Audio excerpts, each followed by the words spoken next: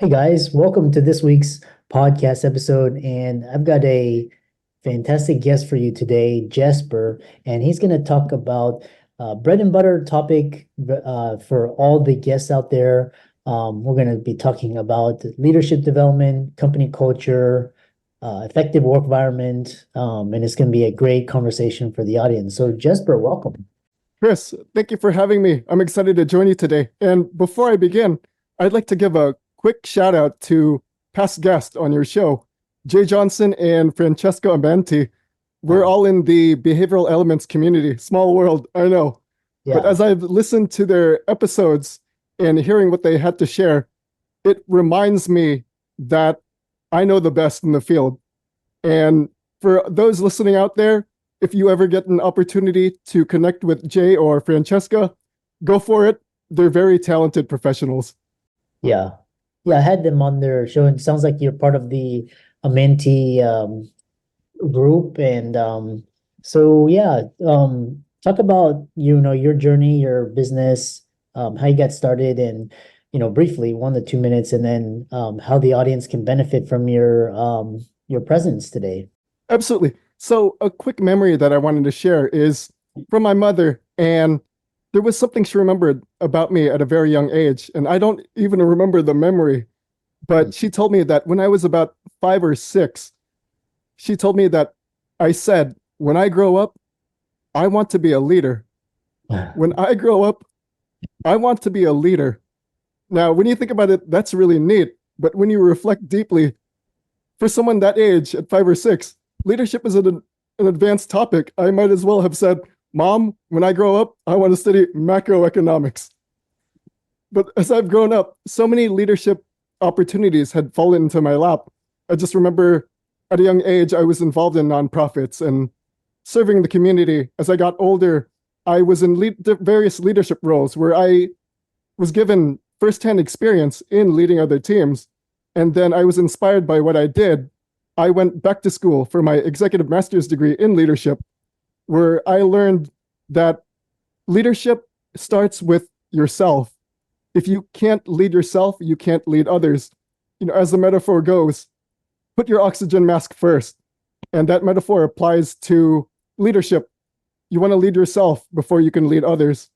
And then after graduating, I landed into a management development program for a Fortune 500 company where I had the opportunity to get a firsthand look about the processes and procedures of a larger organization. So, all things considered, all the experiences, background that I've gained over the years, it's given me a greater appreciation of what leadership is, and that is learning and growing and taking that next step forward and helping other people learn and grow. And that's what takes me here today in really helping leaders and managers build stronger teams.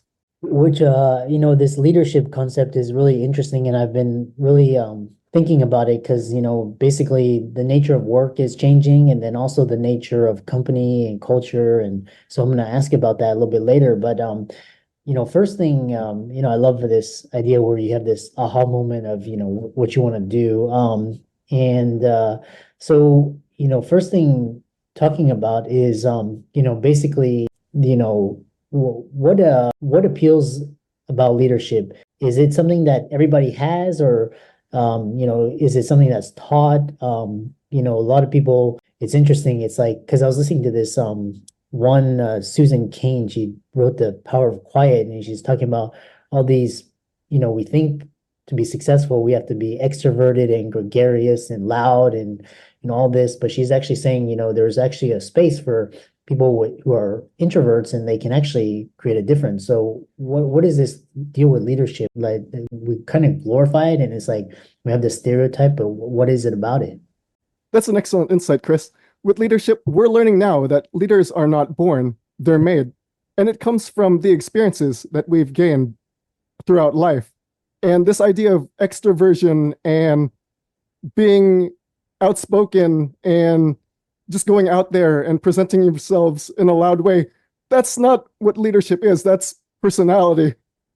And we've learned just being loud does not necessarily mean things get done right away. Yeah. With leadership, you need to find this sense of purpose and meaning in the work we do. And then once you discover that, you want to share that with others so they can get a better understanding of how we can all work together. So gone are the days of viewing leadership as this sense of loud, explosive personality. And we're moving into an era where leadership is discovering a dream, a vision, a purpose greater than ourselves and making that happen.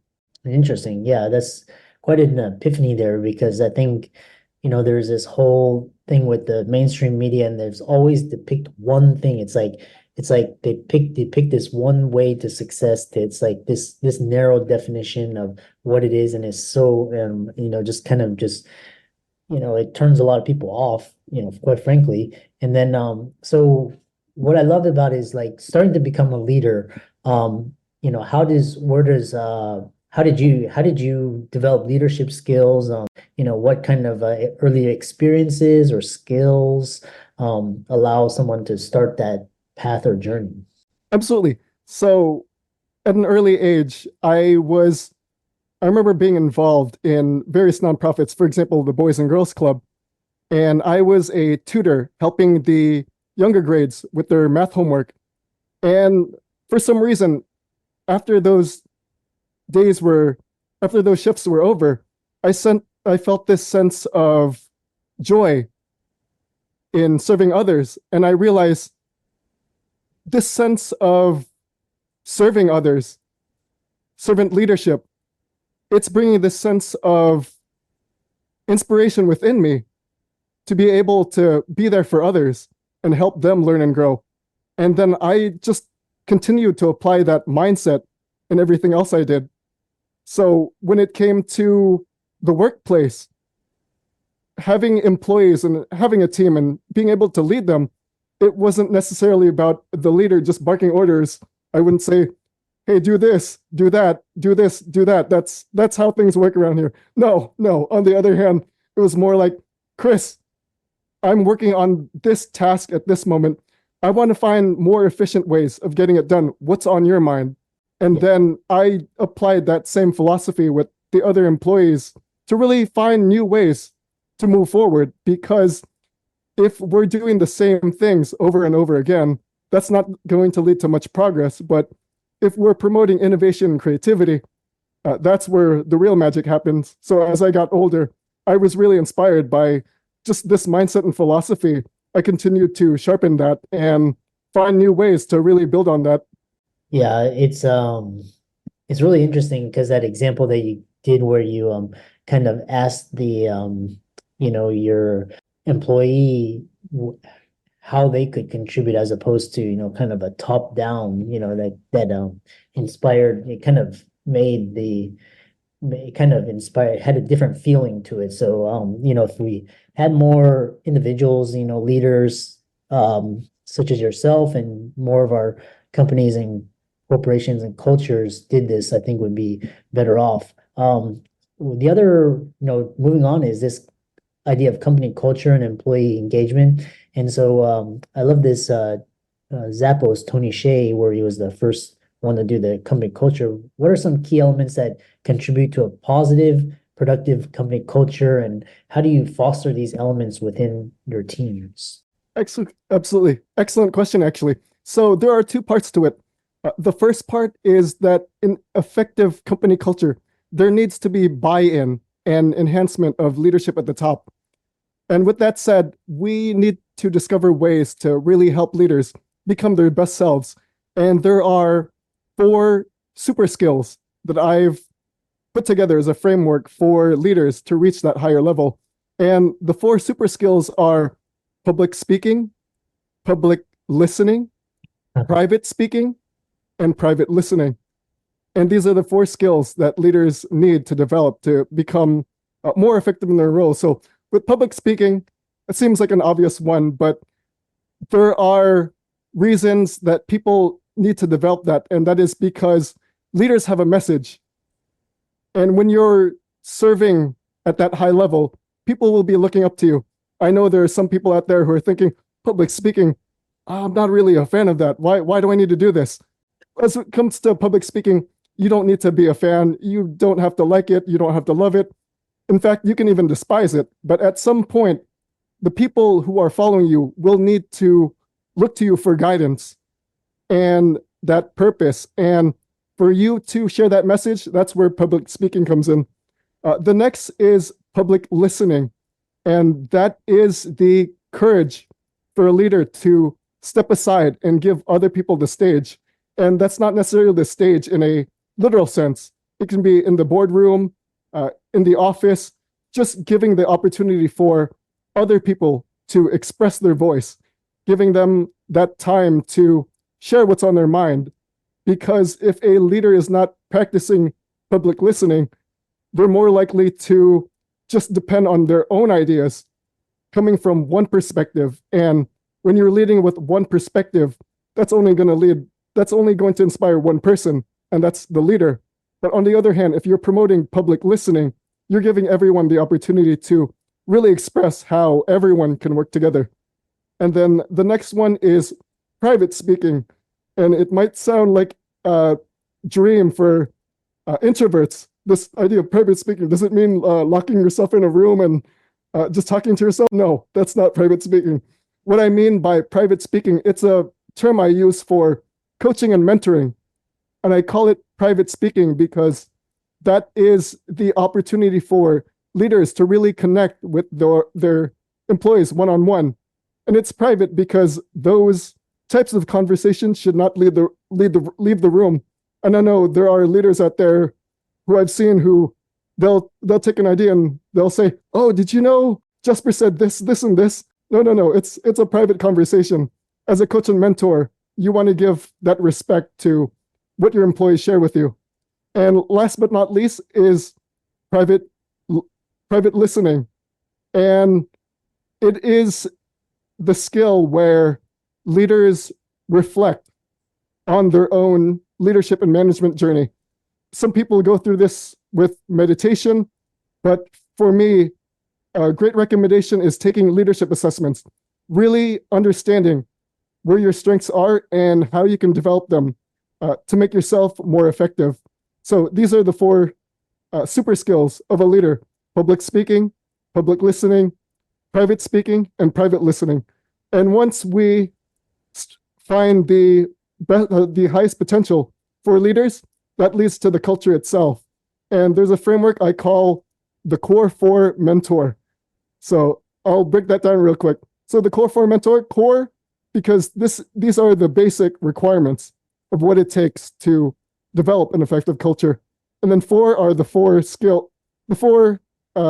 factors that develop it. And mentor, I use mentor deliberately because when you're looking at an effective company culture, it's founded on the idea that everyone should be looking out for each other and supporting each other's growth and development. So the 4 factors of the Core 4 Mentor, it spells the word life, L-I-F-E. Yeah. First one is listening, which is active listening, really giving everyone the opportunity to share their voice, and for the leader or other staff members to step aside and make it happen. As the saying goes, we have 2 ears and 1 mouth, and that is because we should be spending a lot more time listening. Next one is innovation, really encouraging employees, staff members, everyone out there to share new ideas and perspectives, because that will really lead to new ideas of how we can make more progress. And Chris, do you know what the 6 most dangerous words are in any company culture? Probably, I mean, something along the lines of "I'm the boss and I know best." Something along those lines. But I mean, enlighten us. That is a good one. The 6 most dangerous words in any company culture is "we've always done it that way." We've always done it that way. And if you think about it, when you look at organizations that stick to the status quo, they're not getting very far. But on the other hand, if they're finding new ways to really develop new processes and procedures, that's really going to move the needle. And then next in life is futuristic. And it's not necessarily adopting the latest technologies, but that sure does help. But with futuristic, it's about the leader and the organization promoting the values, the purpose, the mission, the future of the organization, and making sure everyone is aligned on the same page, so everyone can move forward together. And lastly, it's encouraging. Everyone in the organization should be that supporter for each other. It's like going into your office and saying, Chris, I believe in you. I know you can do this. And then on the other hand, if you have an employee saying, Jesper, this project is a little bit too advanced for you, I'm not sure you can make it. And if I hear something like that, I'm going to be demotivated. I'm probably going to be turned off and not excited to even understand what the next project is. But on the other hand, if you have an encouraging team, that really motivates people to find new ways to work together. So that's the core for mentor. Breathe life into your organization. Yeah, that's really interesting. Um, I'm always on the lookout for emerging trends, and one of those trends is technology.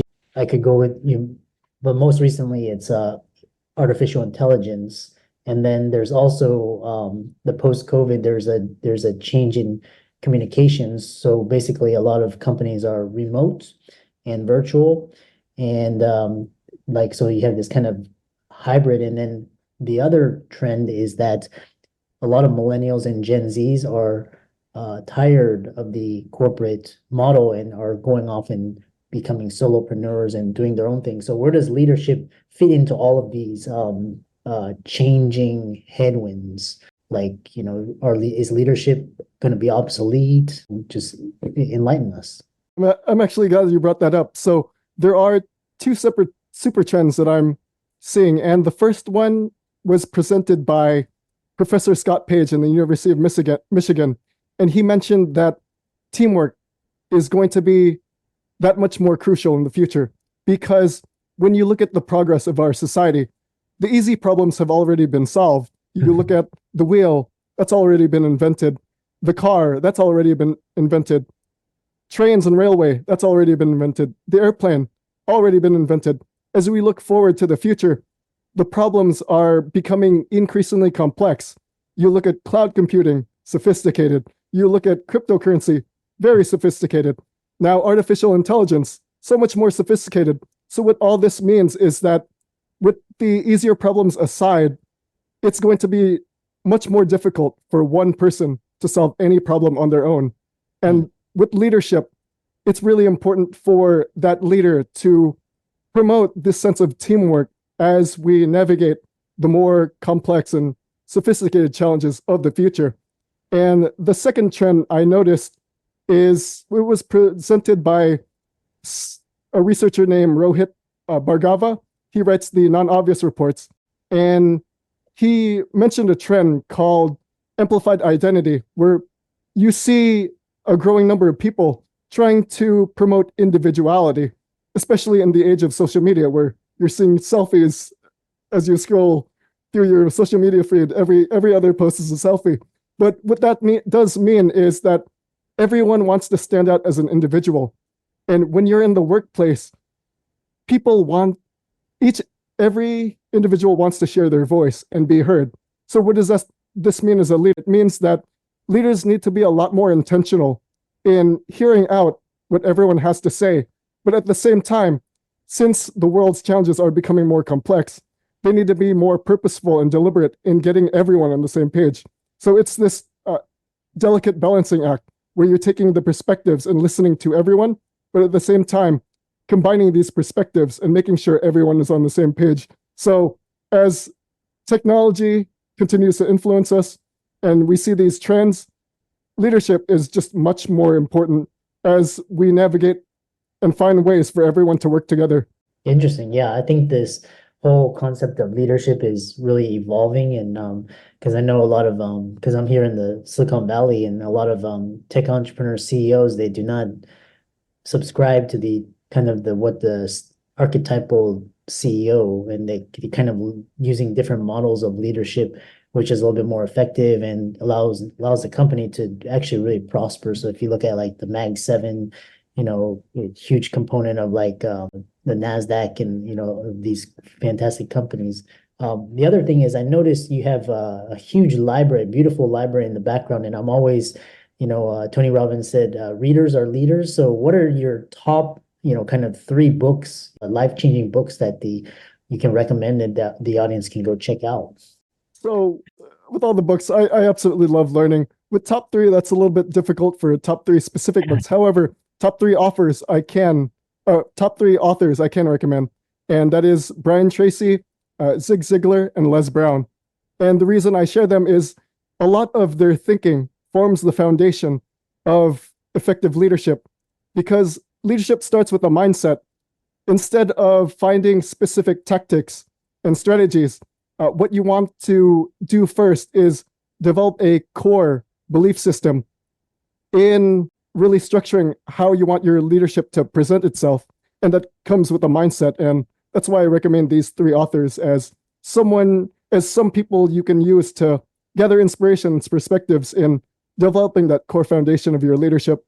Yeah, the more I study and I talk to successful individuals such as yourself, leadership comes down to, first thing is personal development and, all those Brian Tracy, huge, huge influence, Zig Ziglar, Les Brown, really great.